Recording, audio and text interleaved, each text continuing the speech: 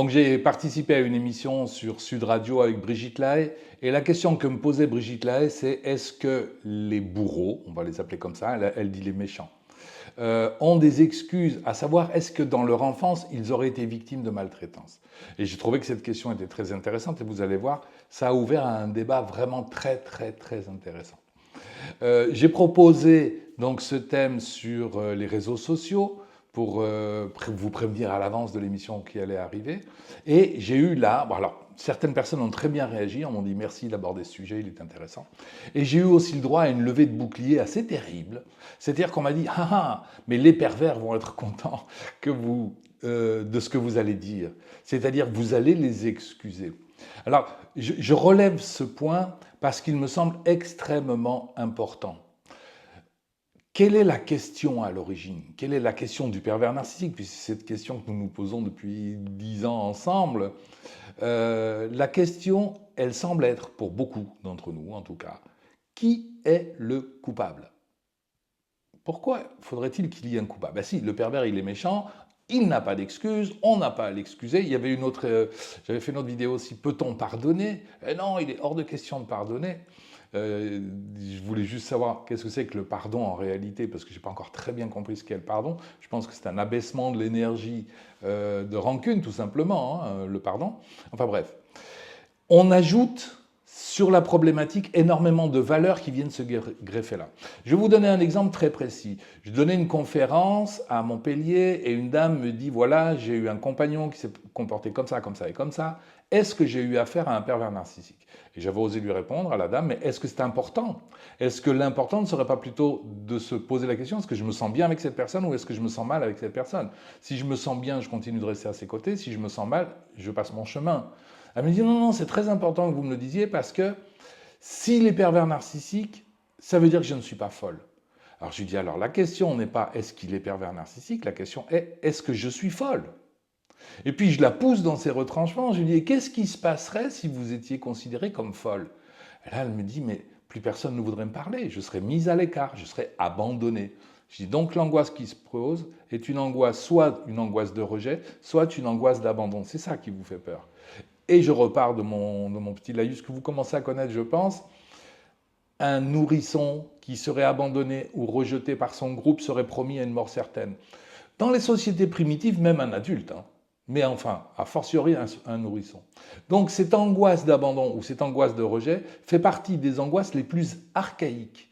Et quand Brigitte Lahaie pose la question, est-ce qu'on peut pardonner à quelqu'un qui nous a fait du mal, ou est-ce qu'il a des circonstances atténuantes, j'ai une levée de bouclier terrible. Pourquoi? Parce que s'il n'est pas coupable, si on ne le pointe pas du doigt comme étant le coupable, ça veut dire que le coupable est peut-être ailleurs. Et ça pourrait bien être moi. Et si c'était moi, je serais abandonné, promis à une mort certaine, dans mon souvenir archaïque, hein, dans le souvenir du petit enfant. Alors que je l'ai démontré assez souvent, aujourd'hui, si quelqu'un m'abandonne, c'est généralement une bonne nouvelle. Ça aurait été dommage que la personne qui m'abandonne reste à mes côtés. Voilà, je voulais faire ce point-là. Non pas amener une réponse, savoir si le pervers est coupable ou non coupable, ou si on peut le pardonner ou pas pardonner, c'est pas important. Ce qui est important, c'est les surréactions que je vois en commentaire en dessous de mes vidéos, et dont je vous remercie d'ailleurs, et c'est courageux hein, de me critiquer ou de critiquer mon propos, c'est très bien, continuez comme ça me fait plaisir en tout cas, quel que soit le propos, qu'on me dise merci ou qu'on me dise je ne suis pas d'accord, j'en suis ravi. Mais ça pose une question qui est autrement plus intéressante que la question du pervers narcissique, c'est la question de l'abandon et du rejet. Voilà, donc là je vais vous faire écouter un témoignage, mais avant une petite discussion avec Brigitte Lahaie, je vais réintervenir à l'intérieur de la vidéo et je réinterviendrai aussi tout à la fin de la vidéo pour vous passer un message, à mon avis, un message important. Donc on écoute Brigitte. Jean-Charles Bouchouet est avec nous, psychothérapeute. Nous abordons un sujet délicat. Hein, on parle des méchants. J'ai pris exprès ce terme qui veut tout dire et rien dire. Hein, parce que franchement, on est parfois peut-être le méchant de l'autre et on a toujours... Je vais vous dire un secret, mais vous le gardez pour vous. Promis, je le garde pour moi. Quand j'ai commencé à écrire les pervers narcissiques, d'abord ça s'appelait pas les pervers narcissiques, c'était les mécanismes de défense pervers narcissiques, je vous promets. Ma première intention, c'était de me dire quels sont ces mécanismes à l'intérieur de moi qui sont toxiques pour les gens que j'aime. Et c'est quand je l'ai présenté à l'éditeur qu'il a dit non, on va le renommer, et c'est devenu les pervers narcissiques, et le sens a changé. Parce qu'à l'origine, je regardais à l'intérieur de moi, et à la fin, on regarde à l'extérieur qui est le pervers narcissique, qui est-ce qu'on va bien pouvoir dénoncer. Oui. Mais c'est intéressant, je suis d'accord, on a tous des petites parts de méchants. Mais c'est surtout nous, qu'on va faire souffrir ceux qu'on aime, c'est ça qui me rendait triste. Ben oui. C'est que plus vous aimez quelqu'un, plus vous risquez de le faire souffrir. Que ça va être votre conjoint, ça va être vos enfants, ça va être vos parents, c'est très dommage. Quoi. Puis qui n'a pas à un moment donné été un peu en colère, qui n'a pas à un moment donné... c'est pas pervers, ça. C'est pas forcément non, pervers. mais là je parle pas de perversité, je parle de choses qui sont pas fondamentalement bonnes, voilà. Une fois de temps en temps, se mettre en colère, ça peut être intéressant aussi. Hein. Oui, mais pas sur quelqu'un. Non. C'est toute la différence. Oui. Alors si on peut se mettre en colère contre quelqu'un, parfois cette énergie de colère est bienvenue parce qu'elle nous permet de dire nos limites et de les dire un peu fort, et on les dit généralement un peu fort quand elles n'ont pas été entendues. C'est pas bien grave de se mettre en colère, ça arrive, et puis si on s'est trop mis en colère, et si on s'est trompé, on est toujours en capacité de s'excuser ensuite. Là, nous allons écouter un témoignage très intéressant qui est le témoignage de Manu. Écoutez bien. Je vous retrouve tout de suite après la vidéo pour faire le point sur un thème que j'avais déjà évoqué avec vous et qui là aussi est difficile à comprendre, se laisser traverser par la peur, se laisser traverser par la colère, se laisser traverser par la tristesse, l'angoisse, c'est-à-dire l'accueillir. Je l'ai traité avec vous et beaucoup de personnes ont du mal avec ça et je les comprends. C'est extrêmement difficile, je vous donnerai quelques exemples. Après que vous ayez écouté Manu, vous allez voir, c'est terrible son témoignage. À tout de suite.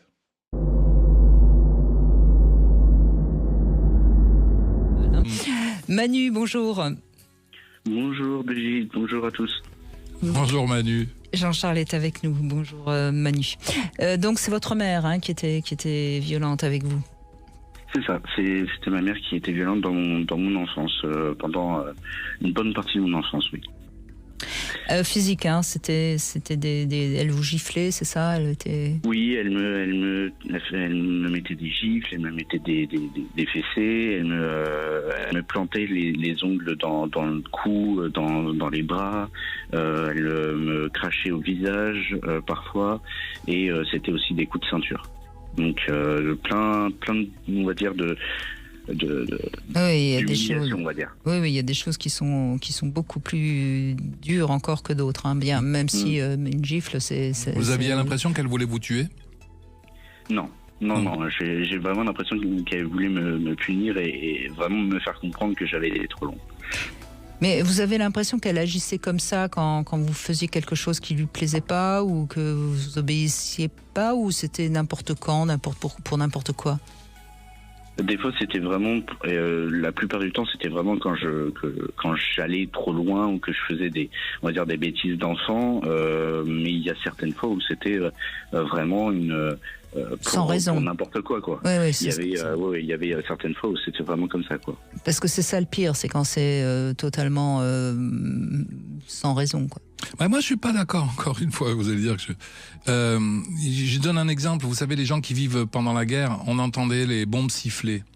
Donc on entend les bombes siffler et d'un coup on l'entend exploser. Et c'est terrible parce qu'à un moment donné, j'imagine, je l'ai pas vécu, que celui qui entend exploser, la personne qui entend la bombe exploser est soulagée parce que ça lui avait pas explosé dessus. Et en même temps, il doit avoir honte parce que si ça lui a pas explosé dessus, ça a explosé chez le voisin ou la voisine. Et j'avais trouvé cette phrase: une bombe qui explose fait moins peur qu'une bombe qui n'explose pas. Parce qu'imaginez, vous entendez siffler la bombe et pas d'explosion. Et à tout moment, ça peut arriver. Et ça, c'est terrorisant. Hitchcock le disait bien, dans un film d'angoisse, c'est pas le monstre ou l'assassin qui fait peur, c'est son absence, au contraire. Eh bien, je pense qu'il y a des enfants qui, sentant que le parent va exploser, vont provoquer le parent pour qu'enfin il explose, pour que ce soit terminé. Vous voulez dire que Manu peut-être cherchait à provoquer de temps en temps sa mère pour que justement ça explose. Oui, pour être soulagé. Manu n'est responsable de rien.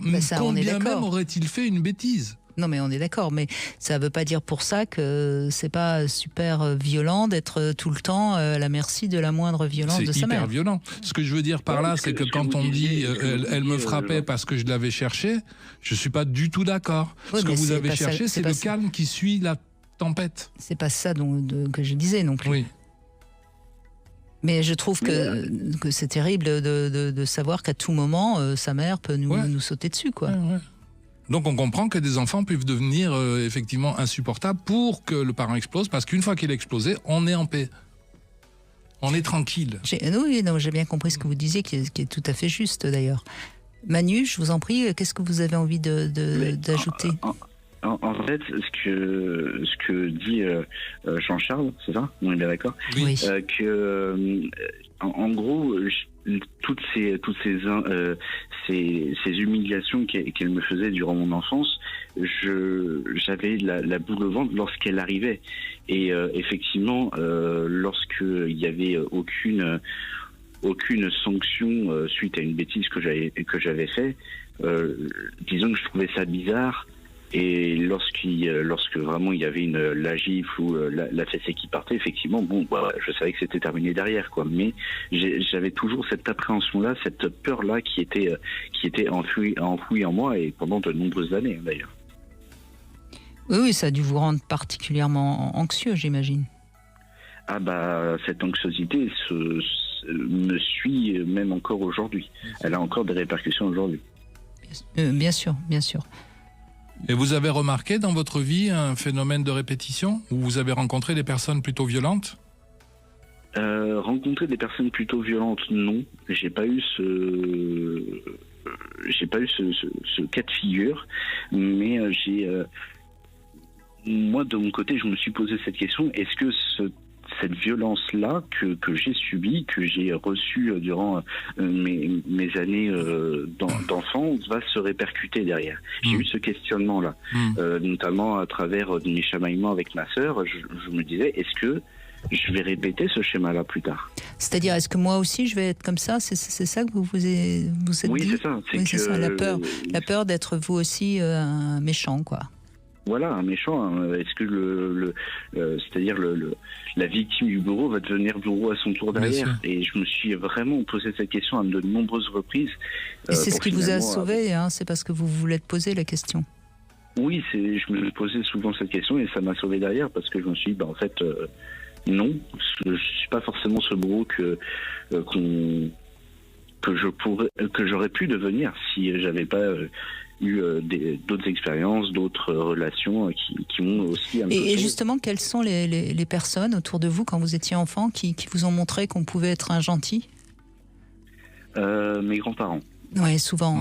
C'est souvent... Ah oui, vous avez eu des modèles d'identification ailleurs. Ouais, c'est ça. J'ai eu mes grands-mères qui m'ont apporté de l'amour, qui m'ont apporté du soutien face à ces difficultés-là, et j'ai mon grand-père qui m'a soutenu corps et âme contre ma mère, notamment dans mon enfance, et j'ai su bien plus tard qu'il a eu vraiment des gestes très forts pour marquer son amour et son soutien, et me protéger du mieux qu'il pouvait. Il se rendait compte que votre mère était violente ?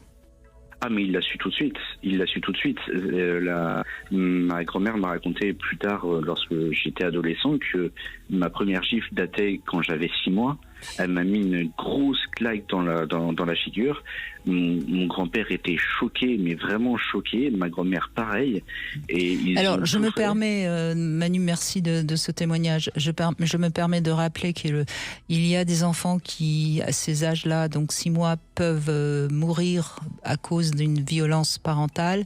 En tant que grands-parents, on a... Alors, c'est une autre époque, Manu, donc je n'accuse pas vos grands-parents, mais en tant que grands-parents, on a le devoir de dire quand un enfant et de signaler quand un enfant est maltraité par son parent. En tant que grand-parent, c'est un devoir. C'est une autre époque, donc je pense que il a fait ce qu'il a pu, le pauvre. Et d'ailleurs, il vous a sauvé, puisque vous n'êtes pas devenu un méchant, Manu. Oui, il m'a sauvé durant les vacances, etc. Il m'a totalement sauvé. Il m'a totalement dit, en fait, moi je t'aime en fait. Je t'aime comme tu es, et même si tu fais des bêtises, je vais pas te frapper. Je vais te le dire autrement, mais je vais pas te frapper. Et votre père, il était absent ? Mon père, il était plus en recul. disons qu'il avait une manière de faire qui était totalement autre. Alors je ne sais pas s'il laissait faire, s'il avait connaissance de ces violences ou pas, parce que très clairement il a vu quelques scènes, mais il ne les a pas vues toutes. Je sais qu'il est intervenu sur certaines, mais pas sur toutes, parce qu'il les a pas toutes vues en fait. D'accord, donc il a quand même été relativement présent malgré tout. Oui. Eh ben merci Manu. Alors, comment peut réagir un enfant de 6 mois qui est giflé par sa mère, qui est supposé l'aimer, qui est supposé le protéger? À 6 mois, l'organisme psychique n'est pas en mesure de traiter l'information. C'est pas possible. Il ne peut qu'être refoulé. Et donc, la violence, elle est à l'intérieur de l'enfant, qui en plus peut se dissocier en plusieurs parties, parce que si à un moment donné, la maman elle devient gentille, l'enfant peut aimer sa mère, et à un autre moment, il pourrait la haïr, ou il peut se poser en victime de la maman. Enfin, on voit toutes les différentes parties du moi qui peuvent se construire, dissociées les unes des autres. À partir de là, en grandissant, l'enfant va mettre en place des mécanismes de défense. La répétition en est une. Nous reviendrons dessus tout de suite après. Mais quand je dis l'enfant devient désagréable, fait des bêtises, hein, dit Manu, pour que la mère explose, il y a plusieurs explications à ça. Il y a mon idée donc que l'enfant est hyper vigilant, il voit sur le regard de sa mère qu'elle peut exploser à tout moment, il la fait exploser, comme on ferait exploser volontairement une bombe pour qu'elle n'explose plus en fait, pour arriver au calme après la tempête. Ça, je trouve que c'est une explication satisfaisante, mais il en existe d'autres qu'on pourrait retenir et qui peuvent être complémentaires d'ailleurs. C'est un besoin de cohérence. C'est-à-dire que ça n'a pas de sens. Une mère qui frappe son enfant de 6 mois, et même plus grand évidemment, ça n'a aucun sens. L'enfant est obligé d'y mettre du sens. En faisant des bêtises, un sens apparaît. Je faisais une bêtise, nous dit Manu, et alors elle me punissait. Elle me punissait pourquoi? Parce que j'avais fait une bêtise. Imaginez maintenant qu'il n'en ait pas fait de bêtise. Elle est où la cohérence? En étant un enfant agité, il met de la cohérence dans ce qui est en train de se produire. Voyez? Donc le calme après la tempête, le besoin de cohérence. Nous, ce qui nous intéresse aussi, c'est, donc je l'ai dit en début de vidéo, je vous proposais de se laisser traverser par l'expérience. On peut répéter ou remettre en place, c'est-à-dire qu'un enfant battu pourrait, je dis bien pourrait, c'est pas une obligation, devenir un parent violent. Ça existe. Il pourrait devenir aussi, il pourrait épouser un conjoint violent et être le défenseur de l'enfant. C'est-à-dire que la violence, elle est là, mais elle est agie par un tiers. Il pourrait aussi rencontrer quelqu'un qui va être violent envers lui. Regardez, parmi vous, je sais qu'il y en a des personnes qui me disent « J'ai rencontré quelqu'un qui était pervers narcissique, puis j'ai réussi à partir et j'ai rencontré une nouvelle personne qui était pervers narcissique. » Et quelquefois, elles font 2, 3, 4 fois la même expérience. Et je connais même des gens qui maintenant refusent de rencontrer quelqu'un, qui préfèrent rester célibataires, de peur de rencontrer automatiquement quelqu'un de pervers. Et même certaines personnes finissent par se dire tous les hommes ou toutes les femmes, parce que ça existe dans les deux sens, hein. D'ailleurs on l'entend bien avec le témoignage de Manu, tous les autres sont potentiellement pervers narcissiques. Et il y a des gens qui voient des pervers partout. Pourquoi ce besoin de répétition? Pareil, j'ai rencontré un conjoint violent, puis j'ai réussi à partir, j'en ai rencontré un autre, il était violent et violent encore. L'énergie qui a été subie par le petit enfant de 6 mois lorsqu'il a pris une gifle a besoin de se vivre. Elle a besoin de sortir. C'est ce que nous cherchons en psychanalyse. Hein. À force de parler avec le patient qui raconte ces histoires du passé, qui sont en fait pas du tout passées, puisqu'elles sont présentes, elles sont agissantes, si vous voulez, dans le moment présent, à l'intérieur du sujet, à un moment donné, il arrive ce qu'on appelle une abréaction, c'est-à-dire une réaction a posteriori. Mais dans les faits, si je rencontre quelqu'un de violent, peut-être que je me dis inconsciemment, sans même m'en rendre compte, si je rencontre quelqu'un de violent, cette fois-ci, je vais pouvoir l'empêcher. Cette fois-ci, je vais pouvoir me rebeller. Mais ce n'est pas ça que cherche l'organisme. L'organisme, lui, ne cherche pas à gagner. L'organisme ne cherche pas à avoir raison. L'organisme cherche à dégager de la pulsion. Si je suis quelqu'un de battu, si je suis quelqu'un d'humilié, je dois, c'est assez difficile à entendre, vivre mon humiliation à l'intérieur. J'avais fait une vidéo il y a quelque temps, je vais essayer d'en trouver un extrait, peut-être je pourrais le mettre à la fin de cette vidéo-ci, où je racontais comment j'avais fait faillite. Ça répondait précisément à mon histoire, je ne vais pas vous raconter mon histoire en nouveau, je ne sais pas si je l'avais dit à l'époque de la vidéo, elle a quelques années déjà. Bon, la peur de manquer, la peur de me retrouver sur la paille, et puis un jour, effectivement, ça arrive. L'expérience est extrêmement dure, les huissiers m'appellent, on va me saisir, me mettre à la rue, je vais être abandonné, rejeté, comme je disais tout à l'heure. Et une nuit, je me souviens très bien, je ne pouvais pas dormir tellement j'avais de soucis. À un moment donné, j'ai accepté. J'ai dit, ah, ok, c'est ça que tu dois vivre. Eh bien, vis-le. Et le lendemain même, j'appelais les... Je vais vous donner le lien de la vidéo si vous voulez la regarder à nouveau. J'appelais les huissiers en disant, venez me saisir. Et je me souviens, c'était très drôle parce qu'il y a un huissier qui m'a dit, monsieur, là, je ne suis pas là pour vous débarrasser de vos vieux meubles. Allez vous faire voir. Il m'avait envoyé promener, je n'en ai plus jamais entendu parler. Je me suis laissé traverser. Ce n'était pas intellectuel, hein, c'est que je n'avais pas d'autre porte de sortie. Je me suis laissé traverser par l'expérience qui était extrêmement difficile à vivre. Et après, j'en suis ressorti. C'est ce que, quelquefois, je vous en ai parlé quand je parle du héros qui rentre dans une forêt où il y a des araignées qui veulent le manger. Il faut se faire manger par les araignées. Il ne faut pas faire demi-tour. Évidemment, c'est tentant de faire demi-tour, faire marche arrière, de régresser ou d'aller dans un lieu plus apaisé, ou même de quitter son pervers. Il nous faudra le quitter. On n'est pas là pour accepter. Je ne dis pas qu'il faut accepter. Hein. Je dis qu'il faut vivre à l'intérieur de soi l'humiliation qui nous est proposée à ce moment-là. Il le dit beaucoup, Manu. Hein. Ma mère aimait m'humilier. Et je suis certain, alors on n'en a pas parlé pendant la vidéo, je lui ai tendu la perche, mais il n'a pas rebondi dessus. Apparemment, il est célibataire. Hein. C'est peut-être qu'il refuse aussi de rencontrer des gens. Il y a des gens qui s'isolent pour être sûr de ne pas rencontrer à nouveau quelqu'un de pervers. Ou pas le devenir lui-même, puisque c'est son angoisse. Est-ce que je ne pourrais pas être quelqu'un de violent, nous dit-il. Ce qu'il n'est absolument pas, visiblement. Il a été avec sa petite sœur, mais ça... Donc, je répète la même situation pour pouvoir la revivre encore, pour pouvoir cette fois-ci, parce que mon organisme psychique aujourd'hui, il est mature, qu'il ne l'était pas quand j'avais 6 mois. C'est pour vivre cette scène et dégager l'angoisse de l'époque. Voilà un petit peu... C'est pour m'expliquer, parce que quelquefois, j'ai peut-être des propos difficiles à comprendre.